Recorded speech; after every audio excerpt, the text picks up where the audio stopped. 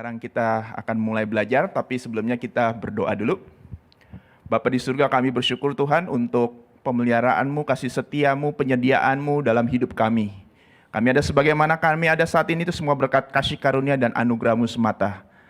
Dan sekarang pada malam hari ini Tuhan, kami akan mengadakan pendalaman Alkitab Tuhan di rumah-Mu ini Tuhan. Kau bimbing acara pendalaman Alkitab ini dari awal, pertengahan hingga akhirnya. Dalam nama Tuhan Yesus Kristus kami berdoa dan bersyukur. Haleluya. Amin. Ya, sekali lagi shalom Bapak Ibu, selamat malam. Ya. Saya diminta untuk sharing dari Yakobus pasal 3 ayat 1 sampai ayat yang ke-12 ya. Yakobus pasal 3 ayat yang pertama sampai ayat yang ke-12. Judulnya saya beri judul ya, Controlling the Tongue, bicara soal pengendalian lidah. Ya, bagaimana kita sebagai orang Kristen harus mengendalikan lidah kita, perkataan kita. Namun perlu diingat satu hal, ini Yakobus ini nulis suratnya ini kurang lebih 2000 tahun yang lalu. Kita kan hidup di tahun 2022, abad 21. Yakobus menulisnya itu di tahun berapa? Kamu Dio aja di 46, 47? Ya, 46, 47, abad 1. Bedanya jauh sekali, kurang lebih 2000 tahun. Zaman itu orang berkomunikasi dengan lisan. Banyak orang yang buta huruf, ya. Jadi surat sudah ada Pak, sudah. Ya, surat sudah ada, tapi yang biasanya menggunakan surat itu orang-orang terpelajar yang bisa baca, bisa tulis, ya. Rata-rata kebanyakan berkomunikasi dengan bahasa lisan, ngobrol. Ya, dengan mulut, bibir, lidah. Sedangkan kita hidup di abad 21. Sudah banyak orang yang melek huruf, lawannya buta huruf ya melek huruf, bisa baca, bisa tulis, bukan hanya bisa baca, bisa tulis, bisa ngirim email, bisa WA, ya, bisa update status di Facebook, di Instagram, di medsos. Jadi kalau saya aplikasikan untuk sekarang ini, judulnya bukan hanya controlling the tongue, kontrol atau kendalikan lidah kita, tapi juga controlling the fingers. Kendalikan jari-jari kita, ya. Karena kita berkata-kata bukan hanya dengan bibir, lidah, mulut kita, tapi juga dengan jari kita. Ya. Oke, tanpa berlama-lama, langsung kita buka Alkitab kita dalam surat Yakobus, pasal yang ketiga. Surat Yakobus, pasal yang ketiga, ayat pertama sampai ayat yang ke-12. Yuk kita buka Alkitab kita. Ada yang bentuk buku, ada yang bentuk handphone, ada yang di tablet. Kita buka, kita baca sama-sama. Ya, kita akan baca bergantian. Saya akan baca ayat pertama, ayat yang ganjil, demikian seterusnya. Bapak Ibu baca ayat yang genap, ya, ayat kedua dan seterusnya sampai ayat 12. Oke, dibuka dulu Alkitabnya, Yakobus pasal 3 ayat 1 sampai ke-12. Judul perikopnya adalah, itu jelas sekali judul perikopnya, dosa karena lidah. Ayat 1, saudara-saudaraku, janganlah banyak orang di antara kamu mau menjadi guru. Sebab kita tahu bahwa sebagai guru kita akan dihakimi menurut ukuran yang lebih berat. Silakan ayat 2 Bapak Ibu.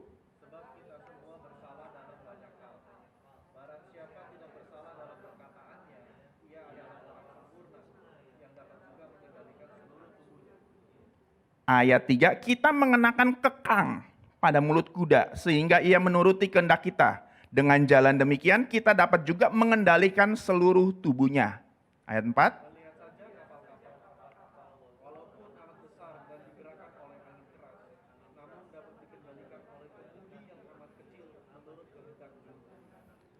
Ayat 5, demikian juga lidah. Walaupun suatu anggota kecil dari tubuh, namun dapat memegahkan perkara-perkara yang besar. Lihatlah betapapun kecilnya api, ia dapat membakar hutan yang besar.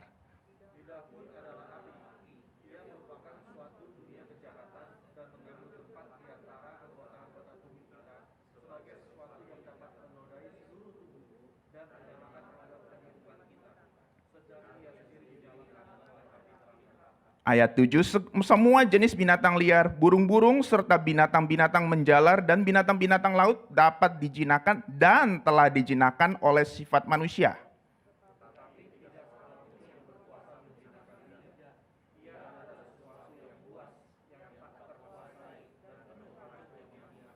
Ayat 9, dengan lidah kita memuji Tuhan, Bapa kita, dan dengan lidah kita mengutuk manusia yang diciptakan menurut rupa Allah.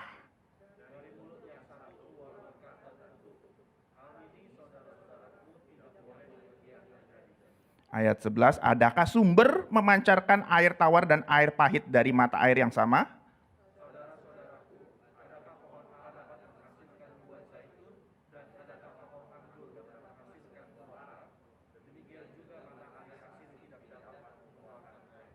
Ya, itu perikop untuk malam ini ya, yang akan saya bahas, yang saya akan jelaskan. PowerPoint tolong dipindah ke slide nomor 3 ya. Kita lihat outline-nya dulu. Jadi malam ini saya akan bagi dalam 4 bagian ya, dalam 4 bagian. Bapak Ibu kalau kehalang whiteboard bisa lihat di print out-nya ya. Yang pertama saya akan bahas Gnosticism, Gnostik.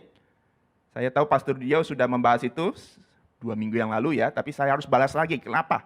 Karena ini merupakan latar belakang konteks dekat dari ayat-ayat yang baru saja kita baca. Ya. Pasal 2, ya, ada ajaran sesat mengatakan orang Kristen itu cukup beriman, cukup mengaku Yesus Tuhan, udah cukup, itu aja. Perbuatannya, perkataannya, pikirannya, mau kotor, mau jorok, terserah. Ya. Jadi saya harus bahas itu, Gnostik. Ya. Yang kedua, saya akan membahas the power of word, kuasa dari perkataan kita. Ada 4 analogi yang dicantumkan dalam Alkitab. Ya. Lalu yang ketiga, bagaimana kita mengontrol, mengendalikan lidah kita, itu yang utama. Dan bagian yang keempat adalah Q&A, questions and answer. Bapak Ibu bisa mengajukan pertanyaan, saya akan jawab.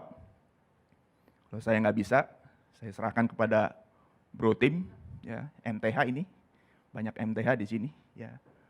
Kalau Bro Tim masih nggak bisa, kita serahkan Pastor Dio. Pastor Dio nggak bisa, kita bertanya pada Roh Kudus. Ya, ya ada pertanyaan-pertanyaan memang nggak bisa dijawab. Ya. Oke, kita mulai masuk ke bagian yang pertama dulu tentang Gnosticism. Ya, Gnosticism itu berasal dari kata bahasa Yunani gnosis, pengetahuan. Ya, pengetahuan. Nah, next terusnya. Next, sekali lagi. Ya. Gnosticism ini merupakan gabungan dari agama-agama dan keyakinan-keyakinan. Jadi kalau bisa saya katakan dengan bahasa saya, keyakinan atau agama gado-gado. Ya, kepercayaan gado-gado. Ada yang dari unsur Kristen, ada yang dari agama Persia, ada yang dari agama Roma, semua dicampur. Tapi akar utamanya adalah dari filsafat Yunani. Ya. Dari filsafat Yunani. Aliran ini berupaya untuk mendapatkan special knowledge, pengetahuan yang khusus. Apa itu Pak pengetahuan khusus? Pengetahuan khusus bukan bicara soal pengetahuan matematika, fisika, kimia, teknologi, bukan. Ya.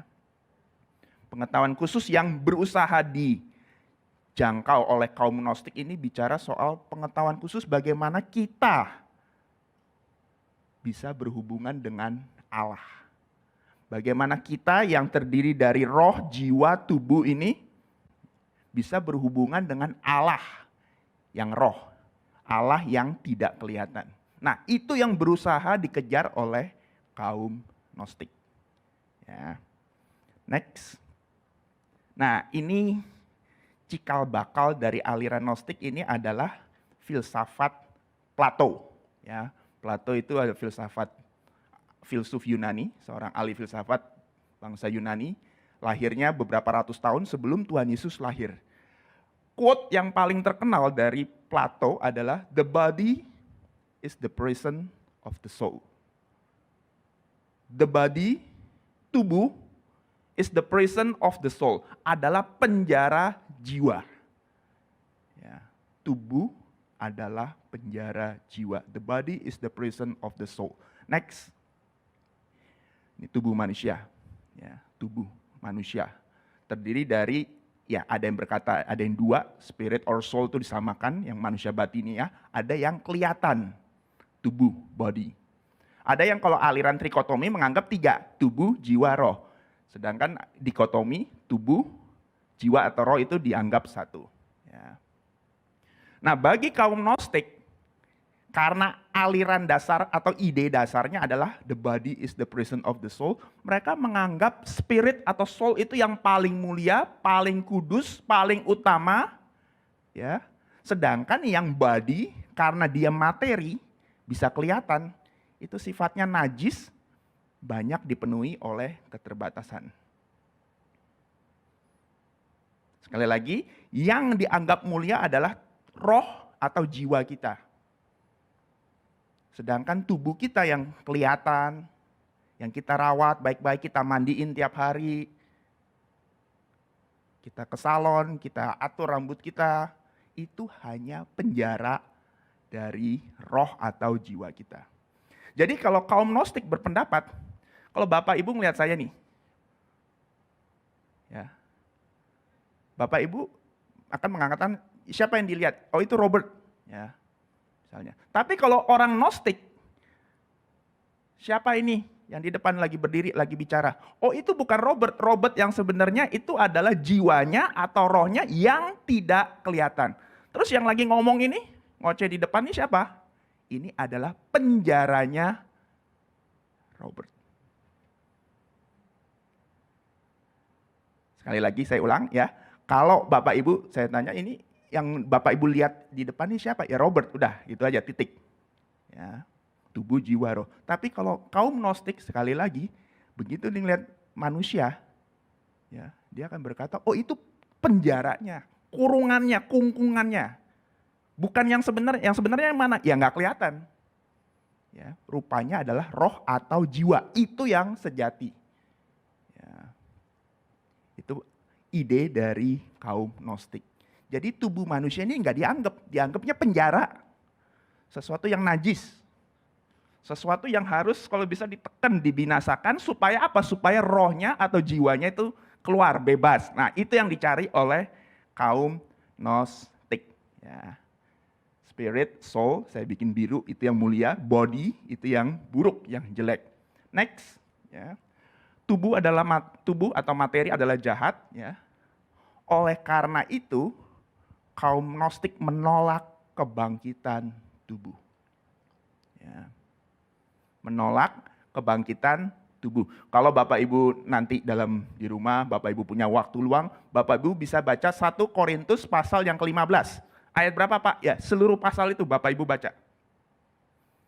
Di situ di jemaat Korintus ada orang-orang yang kemasukan paham Gnostik. Mereka mengajarkan, oh orang Kristen nggak akan mengalami kebangkitan tubuh. Ya. Tubuh kan akan dibinasakan, tubuh kan najis. Tubuh itu kotor, penjara. Ngapain penjara dibangkitkan?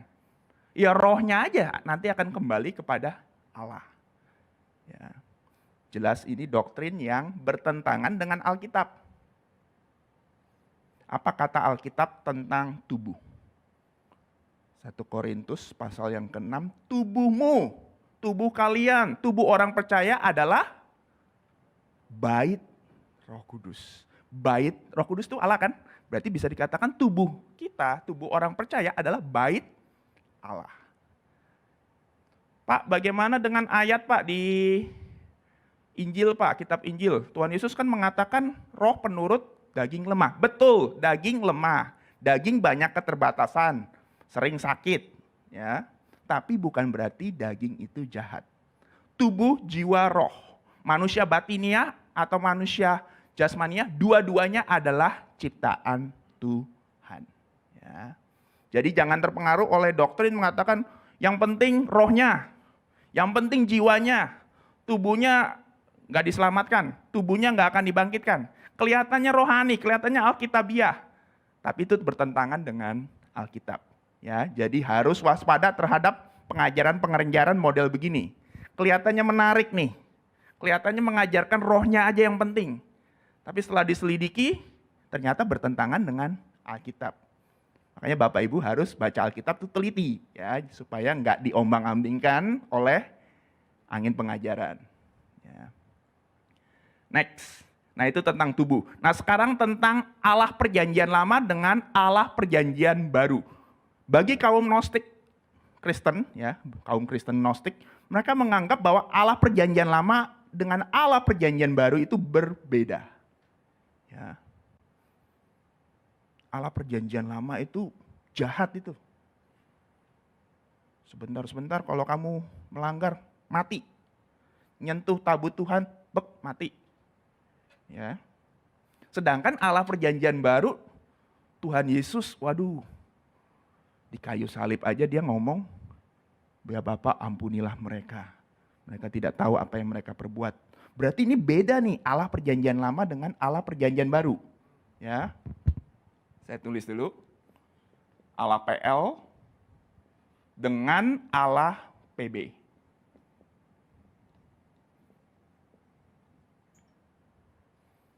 Allah perjanjian lama, ini Allah yang jahat, dengan Allah perjanjian baru. Allah perjanjian lama itu kaum Gnostik menjulukinya sebagai Demiurgos. Demiurgos. Sedangkan Allah perjanjian baru, mereka sebut sebagai Theos. Apa itu bedanya Demiurgos dan Theos? Kalau Demiurgos itu adalah Allah kecil.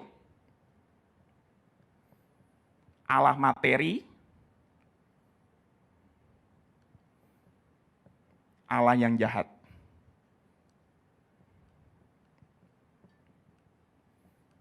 Ya, Demiurgos, Allah kecil, perhatikan ya, saya nulisnya pakai huruf kecil nih.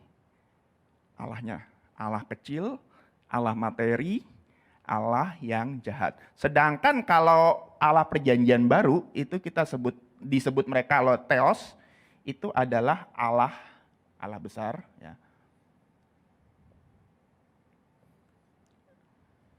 Allah roh, kalau dia materi, kalau lawannya adalah roh. Dan Allah yang maha kasih.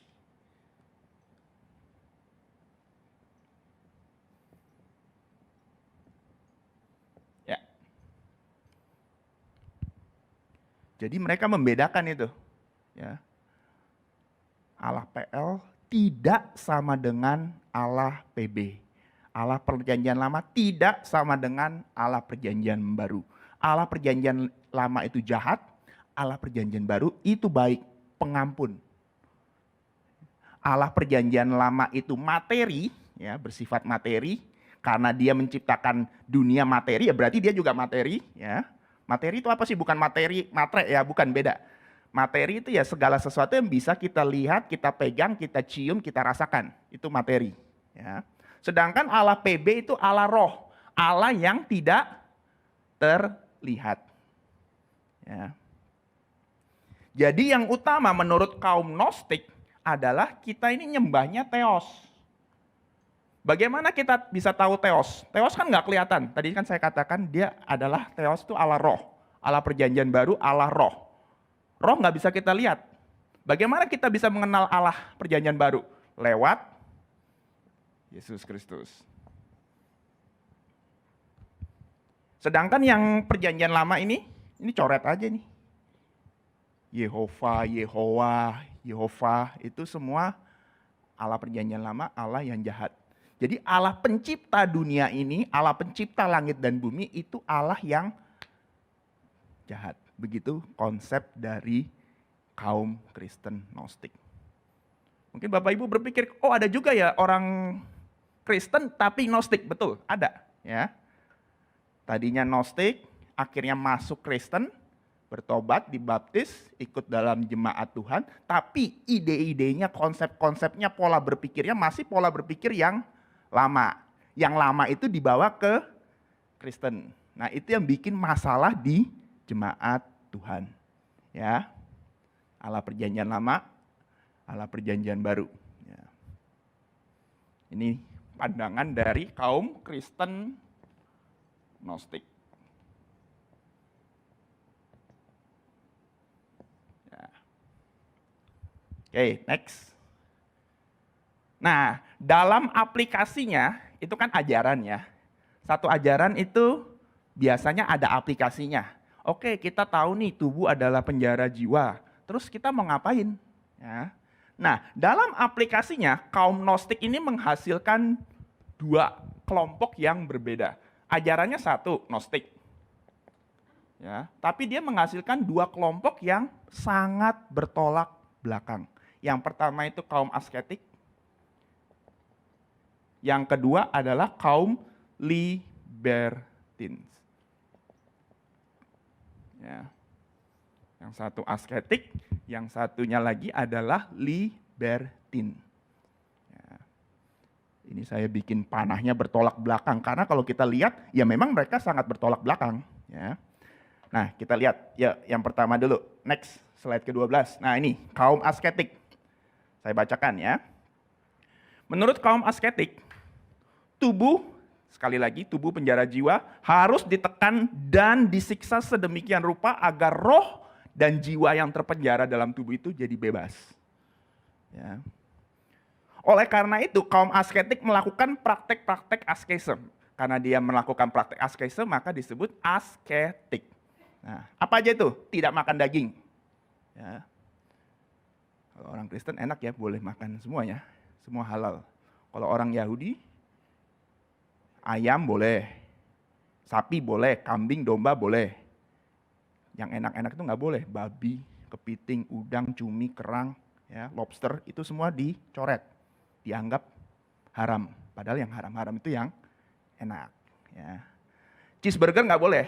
Tadi saya bilang sapi boleh ya, makan daging sapi, makan daging ayam boleh. Tapi cheeseburger nggak boleh. Kenapa? Karena dalam perjanjian lama ya, di kitab Taurat ada yang nggak boleh, susu sama daging itu nggak boleh dicampur.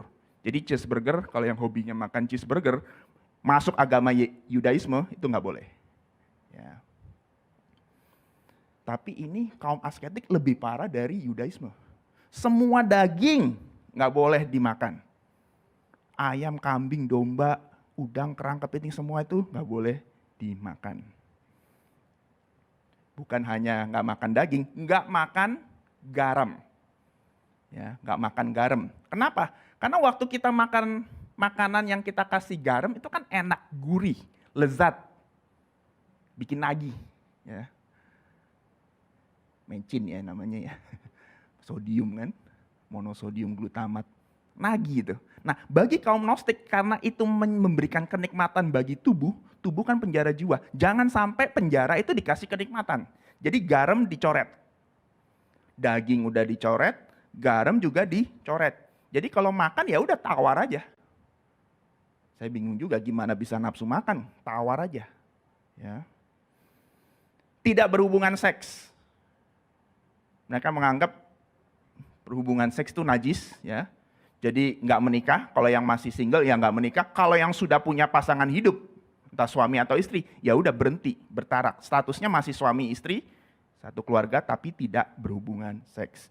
Bermeditasi, ya pasti itu ya, berusaha menghubungkan diri dengan teos, roh. Puasa berlebihan, ya. Kita orang Kristen juga puasa, ya. Tapi ini mereka puasa berlebihan, ya, sampai kurus kering. Dan yang ekstrim sampai mencambuki tubuhnya sendiri supaya luka-luka. Kenapa? Ini penjara harus disiksa ini supaya rohnya terbebas. Itu yang pertama, asketik. Ya. Slide ke-13, next. Slide ke-13 ini ada kelompok yang juga berasal dari Gnostik, tapi sangat berbeda 180 derajat. Toh, nanti kan juga binasa nih tubuh kita nih, ya. Ya bebas saja kita mau mabuk-mabukan, kita mau pesta pora, mau hidup dalam perzinahan, silakan. Ya. Akibatnya kaum ini disebut kaum libertine. Ya, libertine kalau pluralnya ya libertines. Ya. Kaum yang bebas, tapi bebasnya itu liar. Bebasnya itu selalu mengarah kepada dosa. Ya, kaum libertine. Next, terus. Slide ke-14, menurut kaum libertine, supaya selamat, Ini bagi yang kaum Gnostik Kristen ya, kaum libertin. Supaya selamat orang Kristen cukup beriman. Saya kasih tanda itu ya, beriman dalam tanda kutip. Nah, beriman dalam tanda kutip maksudnya apa? Ya, seperti yang Bapak Ibu baca di Yakobus pasal 2. 2 minggu yang lalu sudah dibahas oleh Pastor Dio. Yang penting cukup ngaku Yesus itu Tuhan. Yang penting saya terima Yesus itu juru selamat. Yang penting saya berkata Allah itu Esa, nggak menyembah dewa-dewa lain. Yang penting saya sudah dibaptis. Yang penting KTP saya, kakak saya, kartu keluarga saya, kartu identitas saya Kristen. Udah cukup itu aja. Ya. Perbuatan, pikiran, perkataan itu sama sekali tidak menentukan keselamatan. Ya. Itu pandangan kaum Gnostik, ya, kaum libertin itu. Bebas. Kan katanya Tuhan sudah menebus kita. Kita kan dibebaskan. Kita kan orang-orang yang bebas. Dulu kita hamba dosa, sekarang kita jadi anak Allah. Bebas dong. Ya, jadi liar ini. Bebas berzina, bebas pergi ke pelacur, bebas pesta pora, bebas hidup dalam kemabukan. Ya. Dan kaitannya dalam pasal 3, bebas memfitnah orang, bebas ngomongin orang. Ya. Kan Yesus mati di kayu salib untuk dosa-dosa kita, past, present, future. Dosa-dosa masa lalu, dosa-dosa masa kini, dosa-dosa masa yang akan datang. Kalau gitu saya bebas dong. Hari ini saya mau berzina, pagi berzina, malam doa minta ampun, putih seperti salju, putih seperti bulu domba, besok lakukan lagi. Hari ini saya ngomongin orang, fitnah orang, bikin gosip, berita nggak benar. Ntar malam, oh iya saya ingat salah, minta ampun, besok bikin lagi. Nah ini adalah pandangan kaum libertin. Ya. Bebas, mau kamu lakukan apa saja silakan. Ya. Next. Ya ini sudah dibahas 2 minggu yang lalu, jelas ya. Kita dibenarkan bukan hanya dengan iman aja, tapi juga iman dan perbuatan. Ya, saya hapus dulu. Sudah dicatat kan? Oke.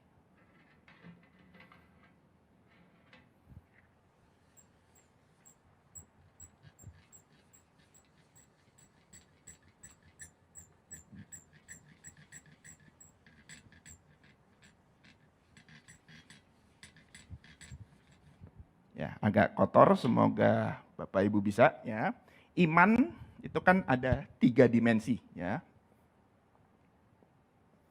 Kognitif, afektif. Kognitif itu otak kita, pengetahuan kita. Afektif itu perasaan kita, emosi kita. Dan yang ketiga, psikomotorik.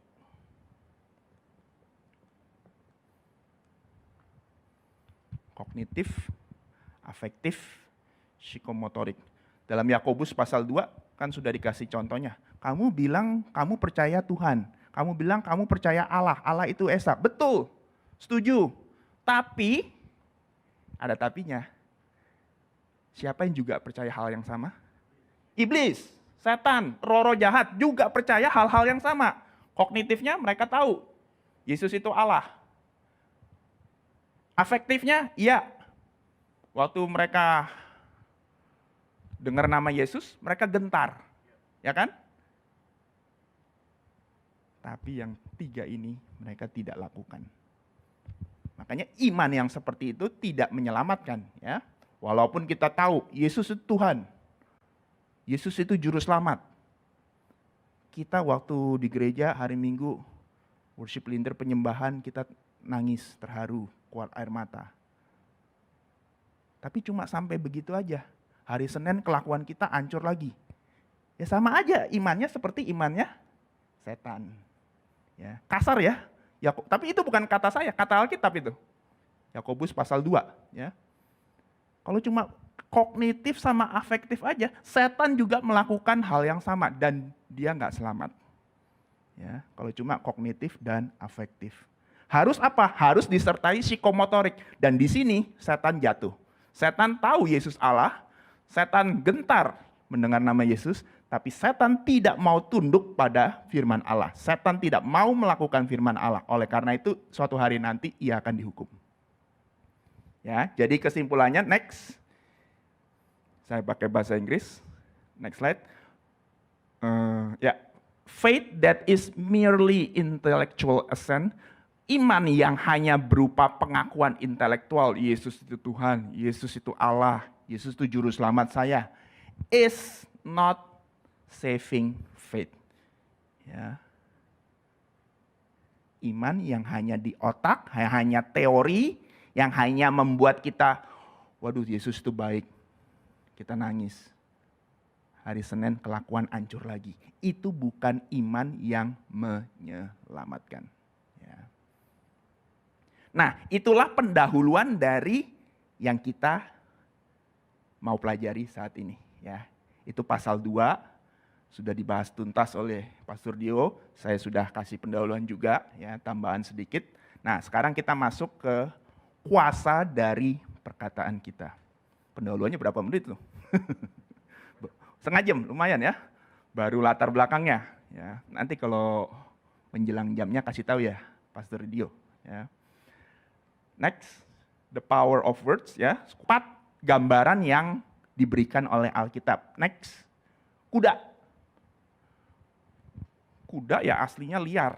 Nggak ada kuda yang mau dengan rela hati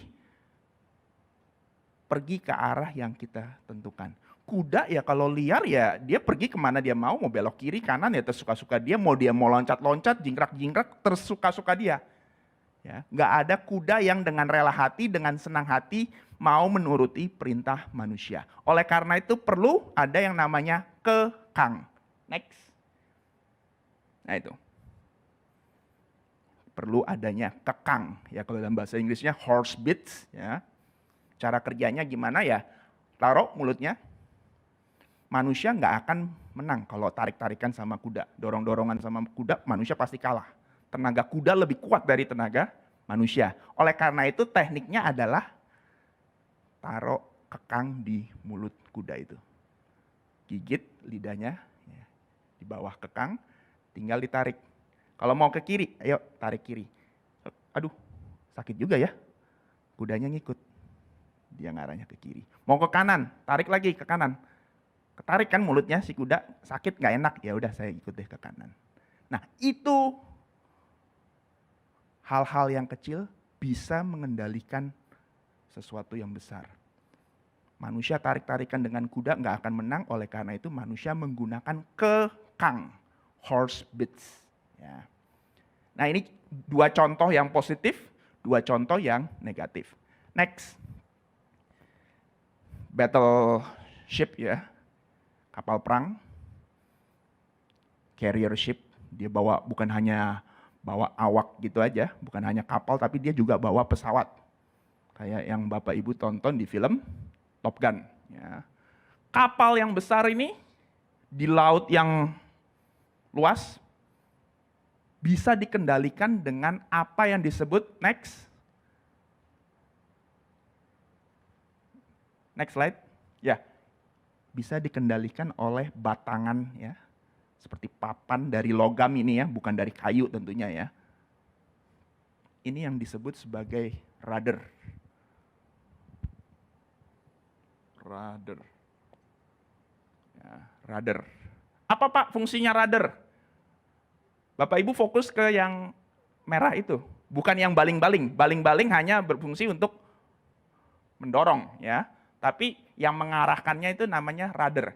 Jadi kalau ada kapal ya, kira-kira begini, ruddernya itu ditaruh di belakang. Ya. Dan rudder ini yang menentukan arah si kapal. Kalau dia kapalnya mau belok ke kanan, ruddernya itu bisa diputer-puter ya, bisa diarahin ke kanan atau ke kiri. Kalau kapalnya mau belok ke kanan, ruddernya harus diarahkan ke kiri, lawanan. Kalau kita di darat kan kita nyetir mobil, bulutan gitu, steering wheel, kita mau belok kanan, setirnya kita puter ke kanan.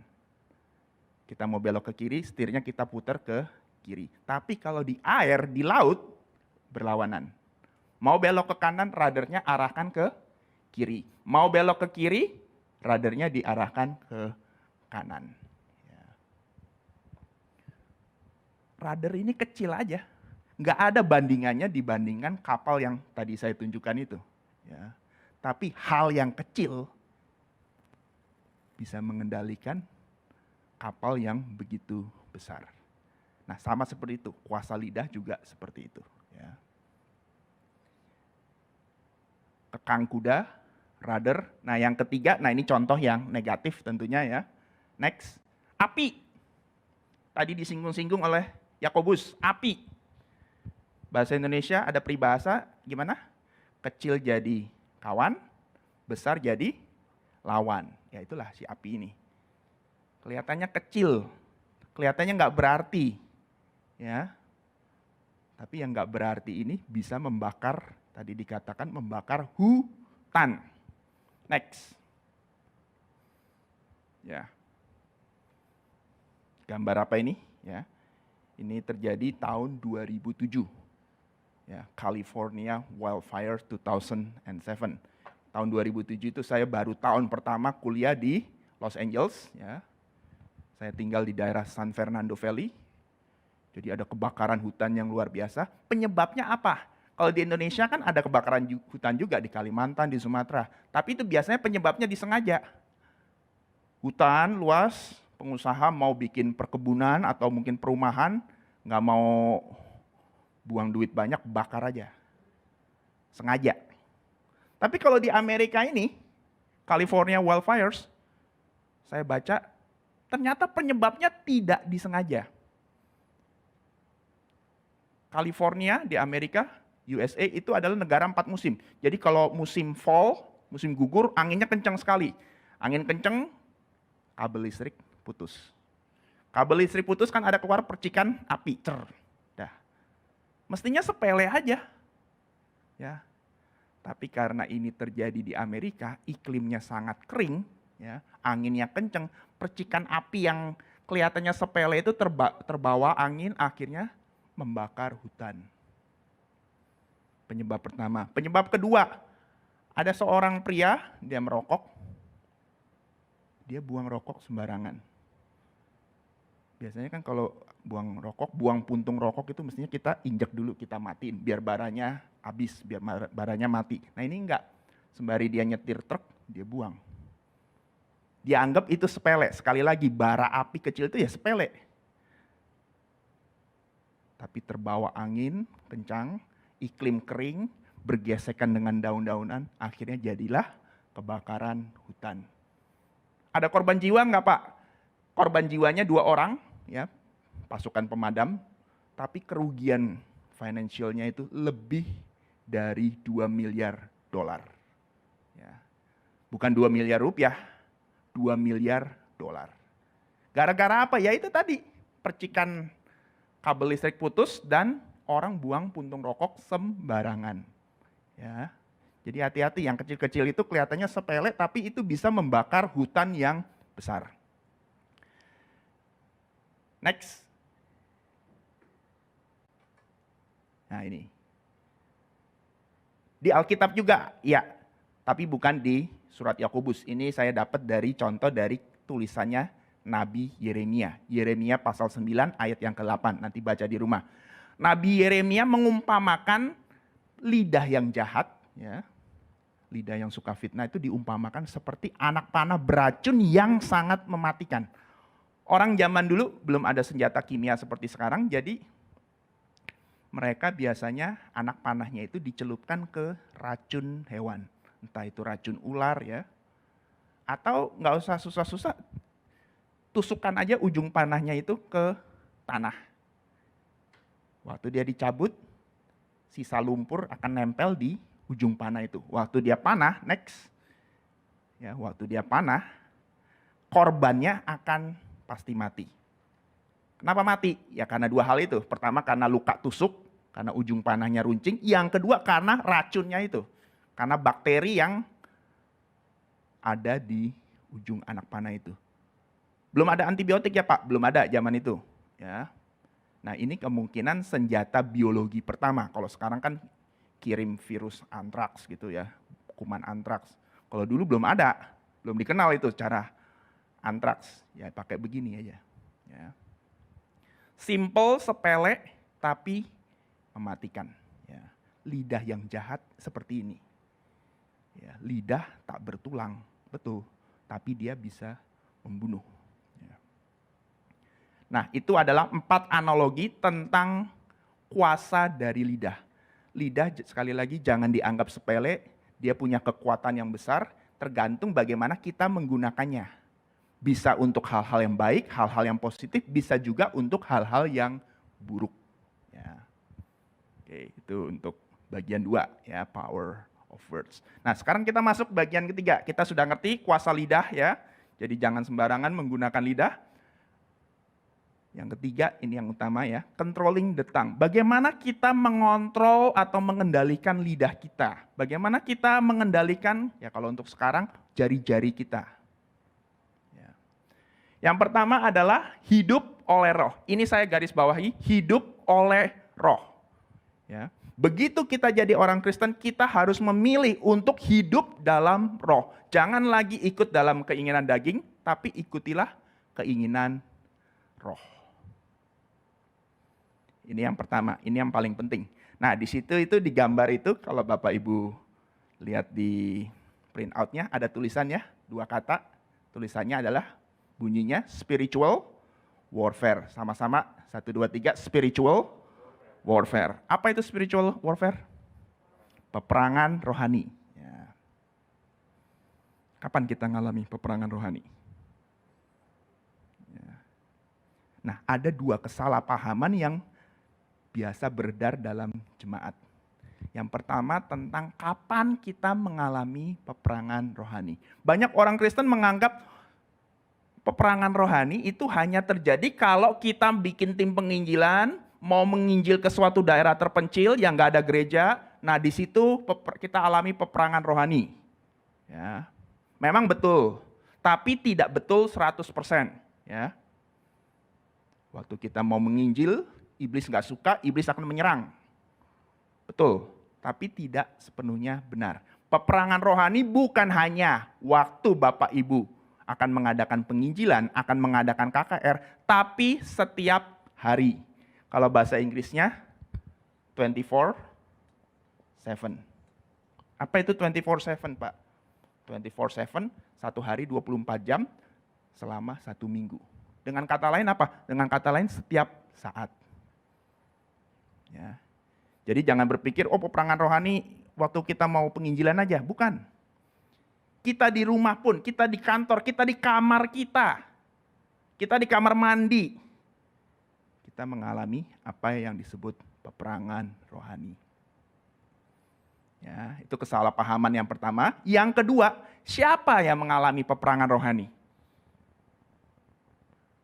Jemaat awam berpikir, oh itu hanya pendeta-pendeta aja, ketua sinode GB itu yang mengalami peperangan rohani. Hanya gembala aja yang mengalami peperangan rohani. Saya kan jemaat biasa. Pelayanan juga enggak. Datang ke gereja, duduk, manis, dengerin khotbah, nyanyi-nyanyi, kasih persembahan, doa berkat, pulang. Masa sih iblis nyerang saya?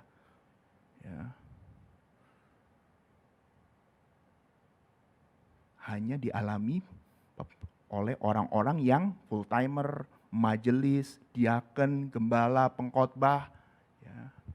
Nah itu salah paham. Ya. Jangan berpikir, oh iya Dio kan pastor,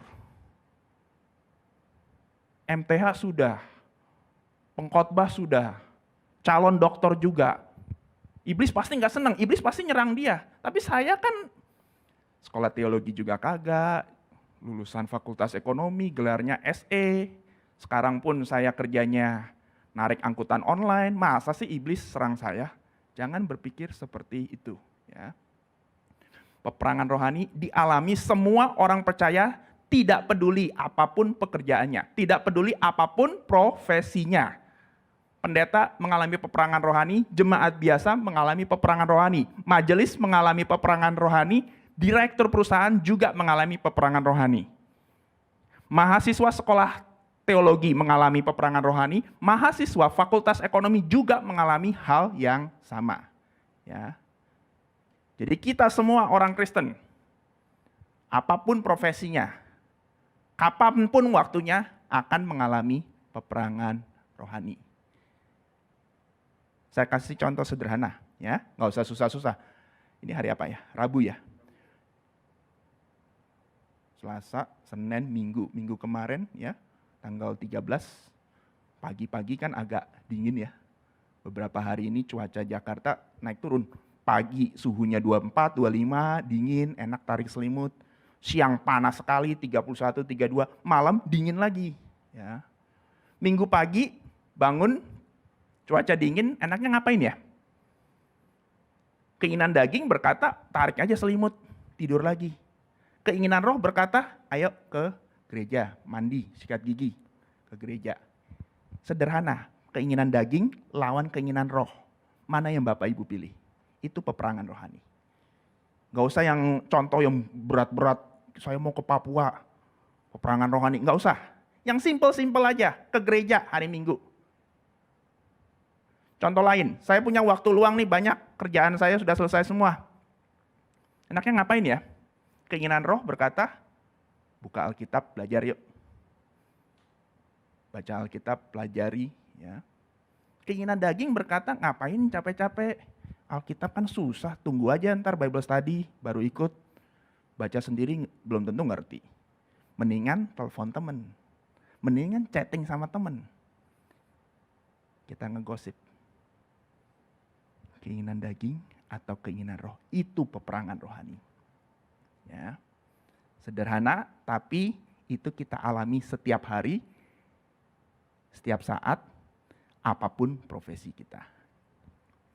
Hidup oleh roh. Yang kedua, next. Yang kedua, berpikir sebelum bicara. Simple, langkah yang simple, nasihat yang sederhana, tapi banyak tidak dilakukan oleh orang percaya. Berpikir sebelum berbicara. Banyak orang Kristen berbicara sebelum berpikir, akhirnya dia nyesel. Kenapa ya gue ngomong kayak gitu ya tadi ya? Ya. Berpikir, pakai otak dulu, baru mulut kita bergerak. Baru lidah kita bergerak. Baru tangan kita mulai ngetik. Tapi pakai otak dulu. Ya. Next. Nah ini satu ilustrasi. Ini ayam hitam. Kalau Indonesia ayam cemani. Ya.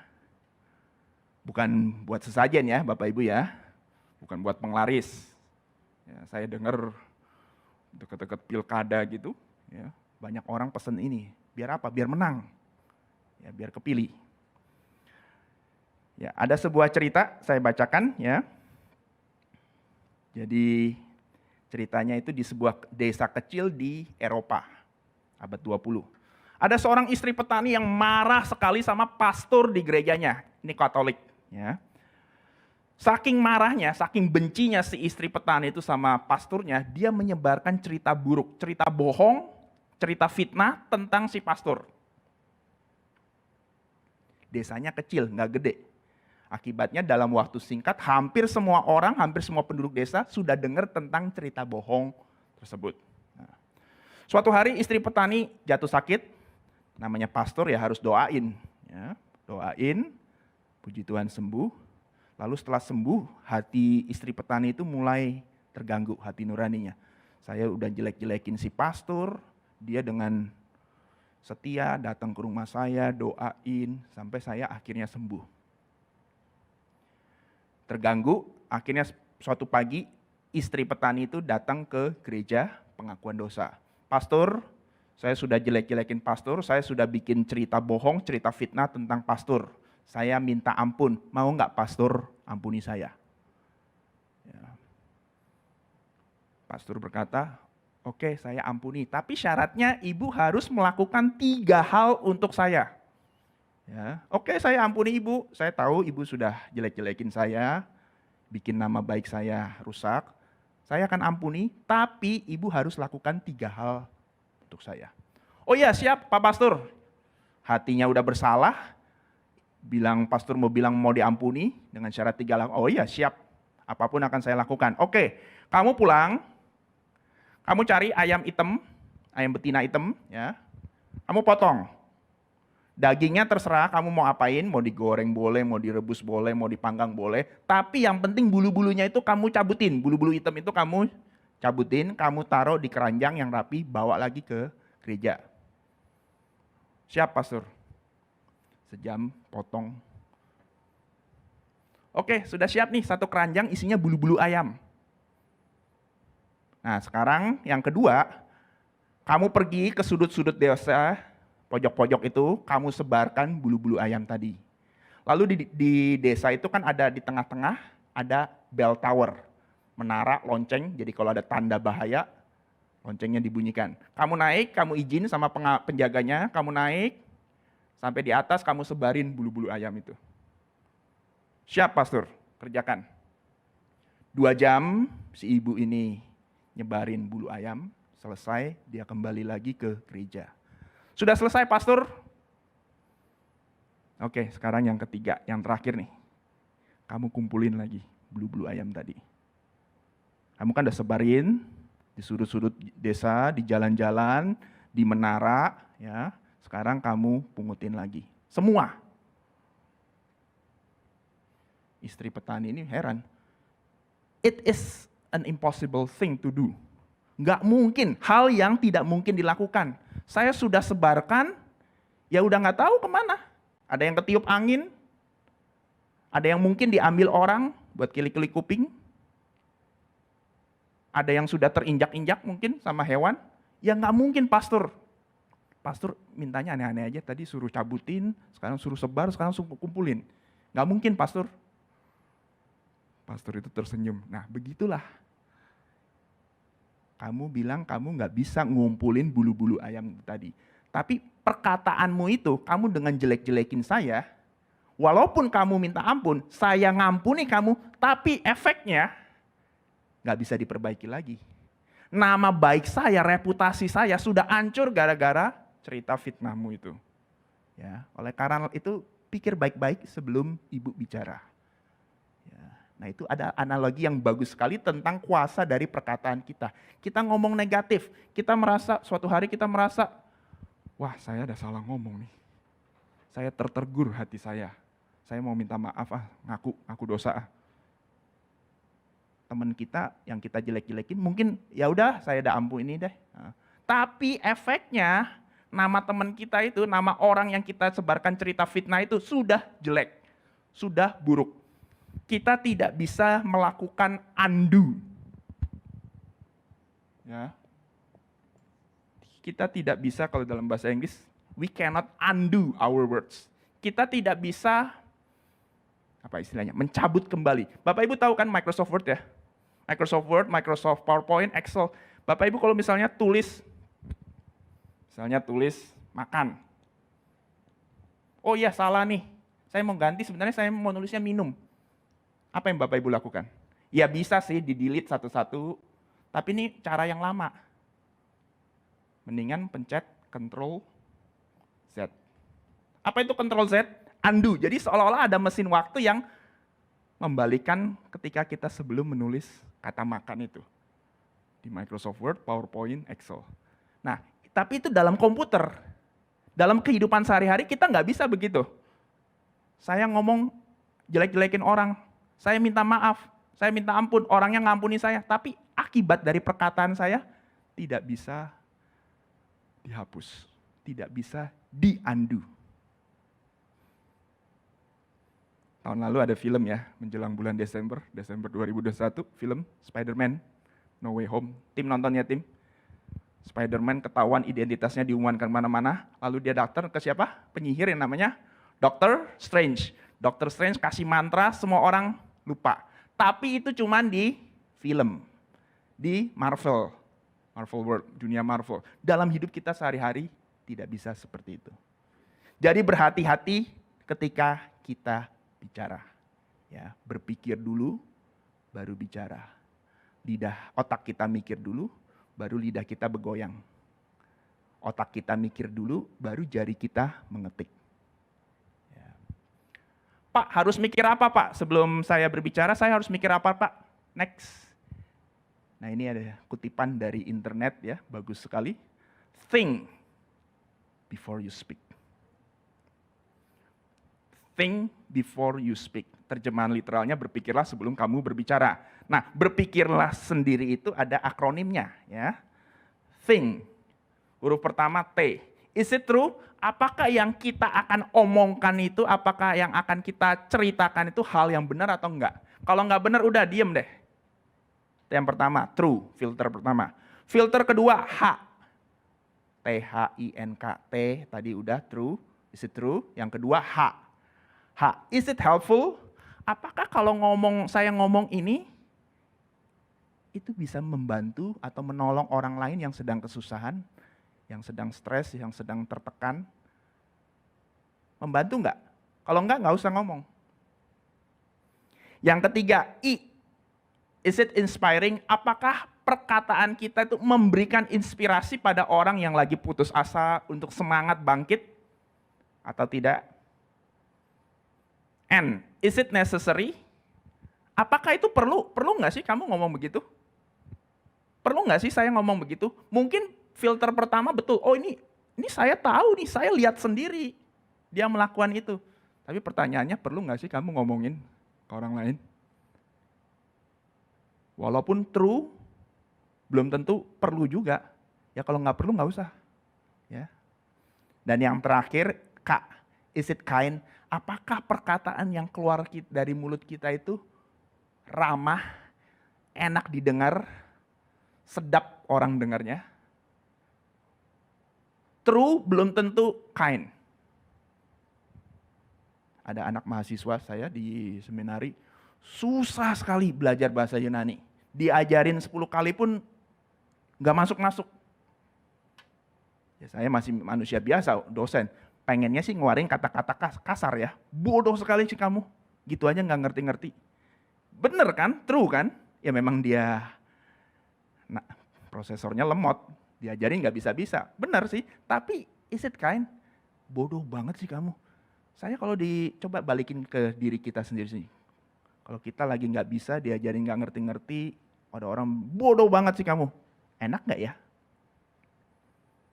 True belum tentu kind.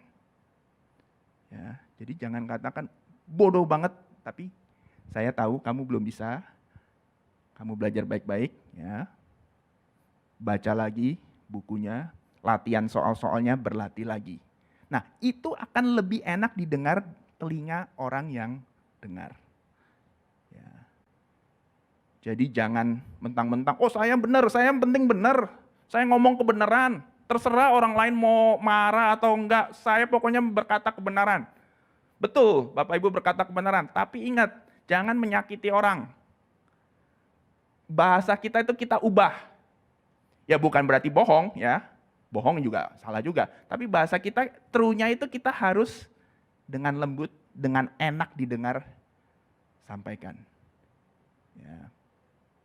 5 filter sekali lagi, true, helpful, inspiring, necessary, kind. Nah, nggak usah susah-susah, pakai 5 filter ini aja. Ya. Bapak Ibu bisa foto atau udah di handout ya. Jadi ingat-ingat lagi kalau ngomong, bener nggak? Helpful nggak? Inspiring nggak? Necessary nggak? Kind nggak? Ya. Kalau yang biasa berbicara dulu baru berpikir, bertobat. Ya, yang dengar Bible Study ini bertobat. Ya, berpikir dulu, selalu berpikir dulu, baru bicara. Supaya kita nggak nyakitin orang lain. Karena balik lagi, kita nggak bisa mengandu perbuatan, efek dari perkataan kita. Yang ketiga, yang terakhir, ya, slide 31, slide nomor 31, mengampuni sesama. Nah ini juga penting ya. Biasanya kita sudah tahu di Alkitab nggak boleh ngomong kotor, nggak boleh ngomong jorok, nggak boleh fitnah orang, nggak boleh nyebarkan berita bohong. Tapi kita sebel sama musuh kita benci sekali sama orang yang sudah penjahati kita. Saya benci dia, tapi kalau saya bunuh, saya masuk penjara. Ya jalan satu-satunya gimana? Ya udah, lakukan karakter assassination, bunuh karakternya. Rusak nama baiknya, reputasinya rusak. Caranya gimana? Ya sebarin gosip. Ya kan? Biasanya kita begitu. Nggak mungkin kita ngelawan atasan kita. Nggak mungkin kita ngelawan bos kita yang diusir. Ya udah, cara paling gampang ya udah sebarin aja cerita buruk. Si istri petani nggak mungkin ngelawan pastor. Pastor lebih dihormati. Ya udah, caranya gimana? Lakukan karakter assassination. Ya. Nah, inilah yang banyak orang Kristen jatuh dalam dosa masalah pengampunan. Tuhan Yesus sudah dengan jelas katakan dalam Matius pasal 18, ampuni berapa kali? 70 kali 7 kali. Jangan dihitungin Bapak Ibu, 70, 7 kali 7, 49, tambahin 0, 490 kali. Jangan dihitungin. Itu merupakan ungkapan Yahudi, idiom orang Yahudi, untuk menunjukkan suatu hal yang tanpa batas. Ya. 7 angka sempurna, unlimited. Ya, 70 kali 7 kali, pengampunan tanpa batas. Tapi walaupun sudah firman itu sudah ada ribuan tahun yang lalu, masih banyak orang Kristen belum melakukan hal itu. Seorang pendeta senior, umurnya sudah hampir 70 sekarang. Saya punya waktu berapa menit lagi, Dio? Sudah, oke, sebentar lagi. Dia berkata, orang Kristen itu jatuh dalam 3 hal ini. Banyak orang Kristen jatuh dalam 3 dosa ini. Dosa apa itu? Bukan bunuh orang, bukan korupsi, tapi apa? Yang pertama, tidak bersyukur. Yang kedua, serakah. Tidak bersyukur, dan serakah ini biasanya berkaitan, saya kepengen ini, saya kepengen itu, saya kepengen ini lagi. Akibatnya saya nggak bersyukur apa yang sudah saya miliki. Yang ketiga, mendendam. Ya. Nah, kita harus teladanilah Tuhan Yesus. Waktu dia disalib, keadaan berlumuran darah, penuh luka, dia berkata, ya Bapa, ampuni mereka, karena mereka tidak tahu apa yang mereka perbuat. Ya. Yesus bisa saja mengutuki. Allah Bapa, ini manusia-manusia yang nyakiti saya, yang nyalibkan saya, bakar aja ini di neraka. Bisa dia katakan itu. Ya. Dia Allah. Tapi Yesus Kristus tidak katakan itu. Dia katakan ampuni. Ya, ampuni karena tidak tahu apa yang mereka perbuat. Nah, kita harus meneladani sikap seperti Tuhan Yesus ini. Pak, susah Pak, betul. Tapi balik lagi, hidup oleh roh. Keinginan daging, kita sih inginnya membalas dendam. Tapi keinginan roh berkata ampuni dia. Ya. Ampuni dia. Ya. Oke, itu sekian materi malam ini ya. Sekali lagi, bagaimana cara kita mengendalikan lidah kita? Yang pertama, hidup oleh roh, ikuti keinginan roh, jangan ikuti keinginan daging. Yang kedua, berpikir dulu baru bicara, 5 filter tadi, ingat. Dan yang ketiga, jangan membalas dendam. Oke, silakan kalau ada yang mau bertanya. Ya. Ada pertanyaan? Silakan langsung.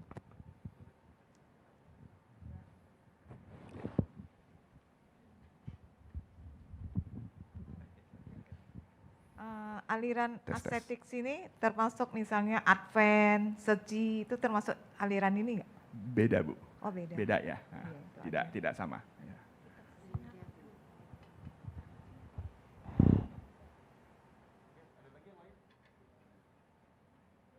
Orang Buddha suci ya masih makan garam ya. Kalau aliran tadi asketik itu sama sekali, garam, daging semua nggak dimakan. Ya. Ada yang apa Bu? Nganut dua-duanya? Saya kira tidak ya. Mereka sangat bertolak belakang. Nah, mereka sangat bertolak belakang. Kalau nggak asketik, ya salah satunya itu libertin. Ya. Gnostik itu gabungan dari berbagai agama. Jadi dia nyomot-nyomot Bu. Ada juga yang pakai Alkitab sucinya ya Alkitab kita, Alkitab Kristen. Tapi ditafsirkan berbeda menurut paham mereka. Ya. Jadi Bapak Ibu kalau tanya pada saya, Gnostik itu ada kitab sucinya Pak? Jawabannya ya tidak ada. Tapi mereka punya tulisan-tulisan.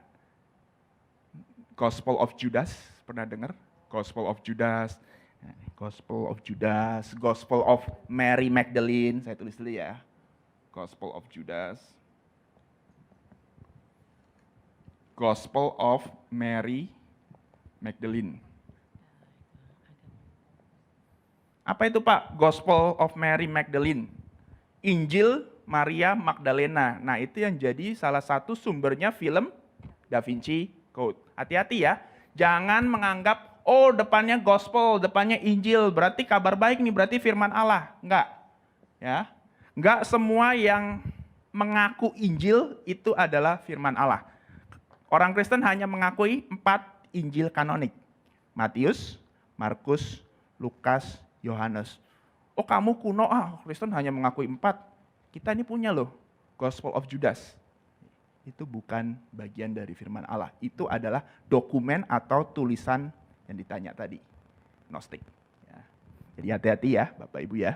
Tunggu, tanya dulu. Kalau itu Pak, Deuteronika, itu termasuk nggak?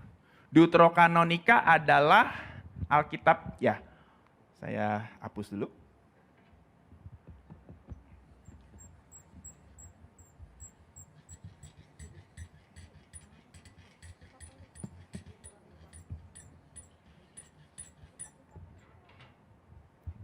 Sama satu lagi Pak, borongan Pak, itu Scientology itu agama ya?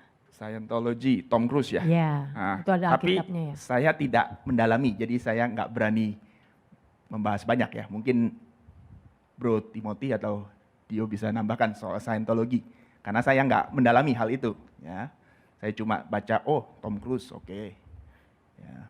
Nah, kembali ke Deuterokanonika. Ya. Kanonika. Nah, Bapak Ibu perlu paham dulu tentang bedanya Katolik, Roma Katolik, dengan kita, Kristen, Protestan. Ya. Nah, bagi Roma Katolik, kaum Roma Katolik, mungkin ada Bapak Ibu yang berasal dari latar belakang Katolik, saya tidak tahu. Bagi mereka yang dianggap firman Allah, yang dianggap berotoritas adalah yang pertama tentunya Alkitab, ya, Alkitab, dan tradisi, dan yang ketiga Paus. Alkitab itu apa Pak? Ya itu. 66 kitab dari Kejadian sampai Wahyu. Tradisi. Nah, tradisi ini salah satunya adalah Deuterokanonika. Ya. Dan yang ketiga Paus.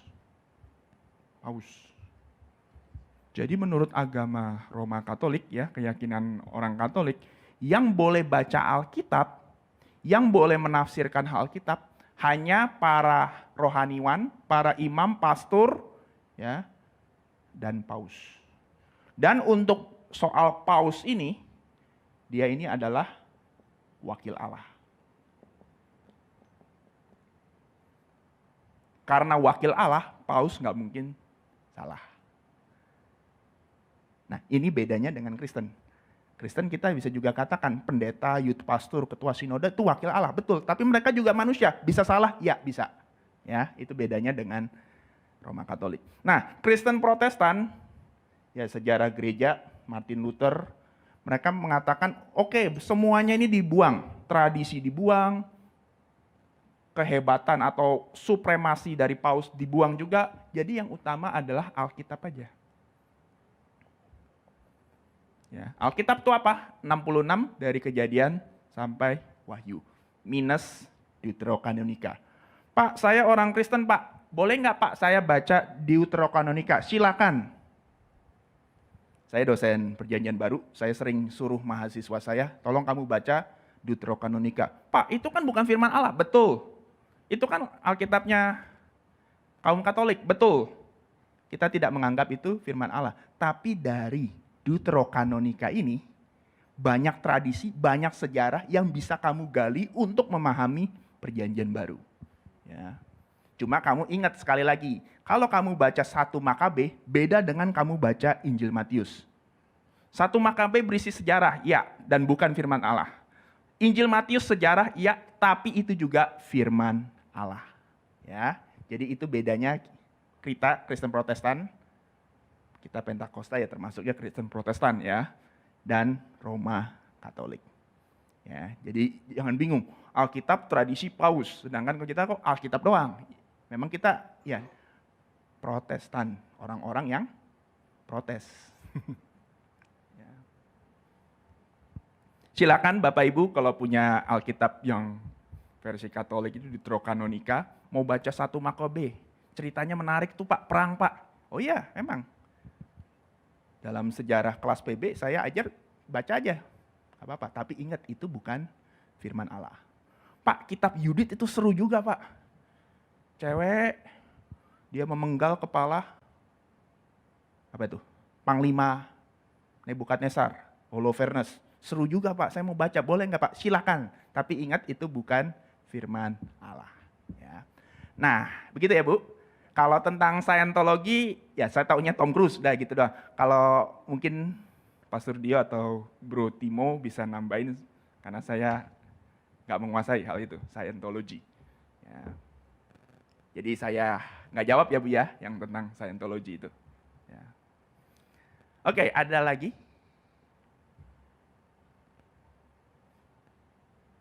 Ya Scientology sih ya sebenarnya gampang aja, kalau Ibu penasaran ya tinggal ke Google, ketik aja basic tenets, ajaran dasarnya itu apa, kira-kira begitu. Ya.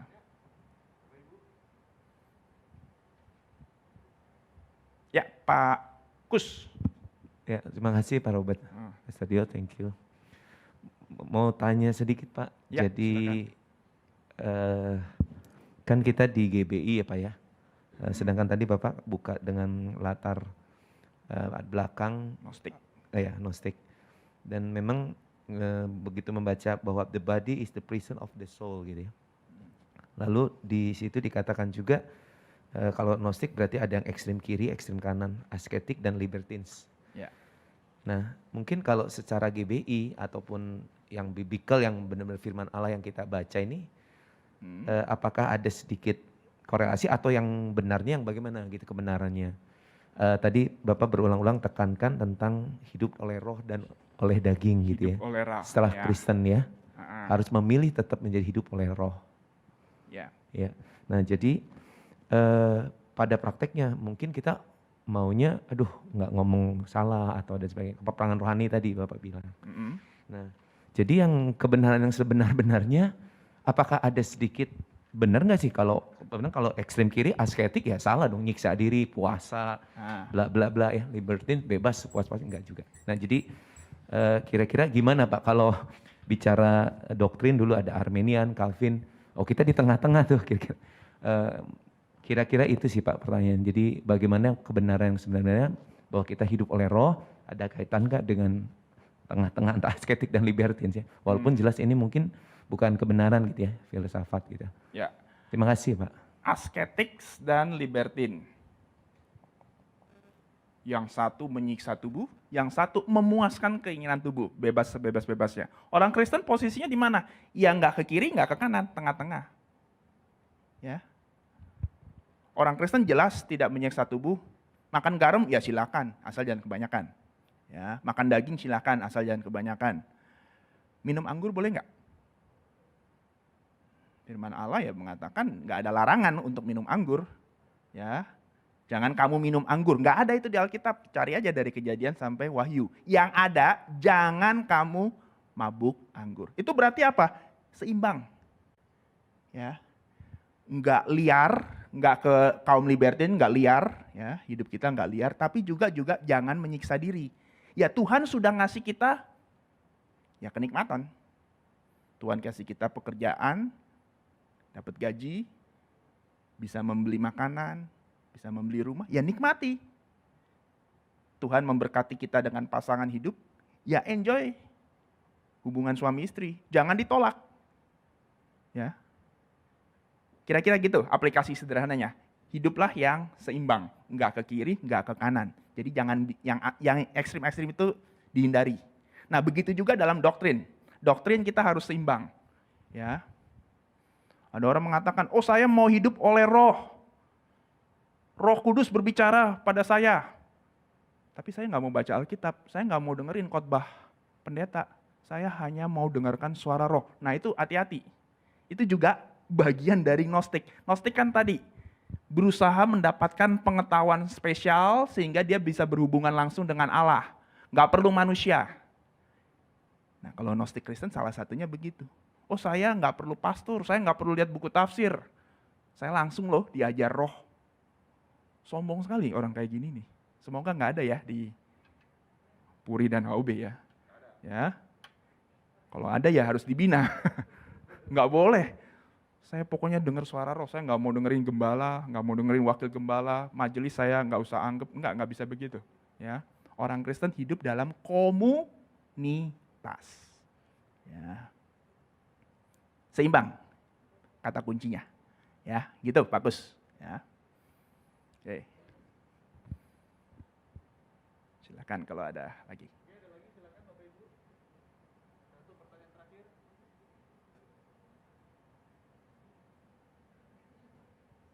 Udah, ini di off aja ya. Udah selesai PowerPoint-nya. Pak, mungkin boleh tambahan sedikit ya Pak? Silakan. Tadi kan seimbang udah bagus kata kuncinya ya Pak ya? Seimbang, moderate ya, Moderate, balance. Iya. Kita nikmati berkat Tuhan, tapi kita juga jangan hidup dalam hedonisme. Hedonisme, Ya, kita habisin uang kita pesta-pesta, nah itu juga salah. Iya. Ya. Pak, kalau ya mungkin kebenaran kemarin ada cerita yang train your holiness ya, godliness ya, kalau saya train yourself.